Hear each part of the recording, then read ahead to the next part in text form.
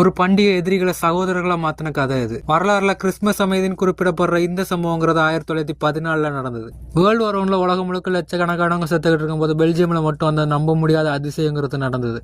ஒரு நாள் அந்த போர் நிப்பாட்டப்பட்டது. 1914 கிறிஸ்துமஸ்க்கு ஒரு நாளைக்கு முன்னாடி, கிறிஸ்துமஸ் ஈவ், பெல்ஜியமுடைய வெஸ்டர்ன் ஃப்ரண்ட்ல பிரிட்டிஷ் சோல்ஜர்ஸும் ஜெர்மன் சோல்ஜர்ஸும் ஒரே வைக்கிற குளிர்ல சேரும் சாவும் தங்களை சுத்தி இருக்க ஒருத்தருக்கு ஒருத்தர் சில மீட்டர் தொலைவுகளில் தங்களுடைய பதுங்கு குழிகளுக்குள்ள அமைதியா காத்துக்கிட்டு இருந்தாங்க.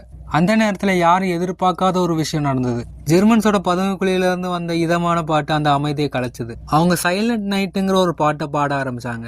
ஆரம்பத்துல பிரிட்டிஷ் சோல்ஜர்ஸ்க்கு இது குழப்பமா இருந்தாலும் கொஞ்ச நேரத்துக்கு அப்புறம் அவங்களும் சேர்ந்து பாட ஆரம்பிச்சாங்க. சீக்கிரமாவே அவங்க குரல்கள் ஒன்னா சேர்ந்து அந்த ஒரே வைக்கிற இரவை இதமாக்குச்சு. ஆனா மறுநாள் காலையில இதை விட அதிசயமான ஒரு விஷயங்கிறது நடந்தது. ஜெர்மன் சைடோடைய கேப்டன் எந்த ஒரு ஆயுதமும் இல்லாம பதுங்கு குழியில இருந்து வெளியே வந்தாரு. அவர் மாதிரி அவரோட சோல்ஜர்ஸும் பீஸ் சிம்பிள் காட்டிக்கிட்டே வெளியே வர ஆரம்பிச்சாங்க. இதை பார்த்த பிரிட்டிஷ்காரங்களும் அதையே செஞ்சாங்க.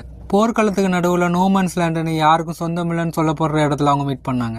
அந்த இடத்துல யாரும் எதிரிகளா இல்ல, எல்லாரும் சக மனுஷங்களா தான் இருந்தாங்க. ஒருத்தருக்கு ஒருத்தர் கை கொடுத்து தங்களை அறிமுகப்படுத்திக்கிட்டாங்க.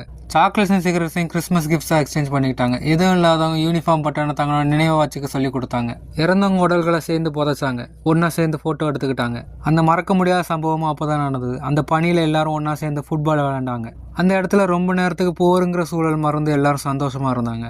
ஆனா மறுநாள் மேல் இடத்துல இருந்து ஆர்டர்ஸ் வந்தது. சோல்ஜர்ஸ் தங்களுக்குள்ள தாங்களே உருவாக்கிக்கிட்ட அந்த அமைதி பேச்சுவார்த்தைங்கிறது முடிஞ்சது.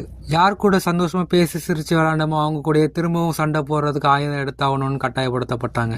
ஆனா அதுல பல பேரால அவங்கள திரும்பவும் எதிரிகளா நினைச்ச சண்டை போட முடியலங்க காரணத்தினால அவங்க வேற ரெஜிமெண்ட்டுக்கு டிரான்ஸ்பர் பண்ணப்பட்டாங்க. அந்த பண்டிகையினால ஏற்பட்ட அந்த ஒரு நாள் அமைதி அந்த போரை முடிக்கலதான், ஆனா அது வேற ஒரு அழகான விஷயத்தை நிரூபிச்சது.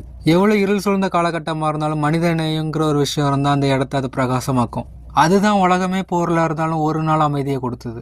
இந்த சம்பவத்தை அடிப்படையா வச்சு கிறிஸ்மஸ் ட்ரூஸ்ங்கிற படம் உருவாக்கப்பட்டிருக்கு. முடிஞ்சா அந்த படத்தை பாருங்க.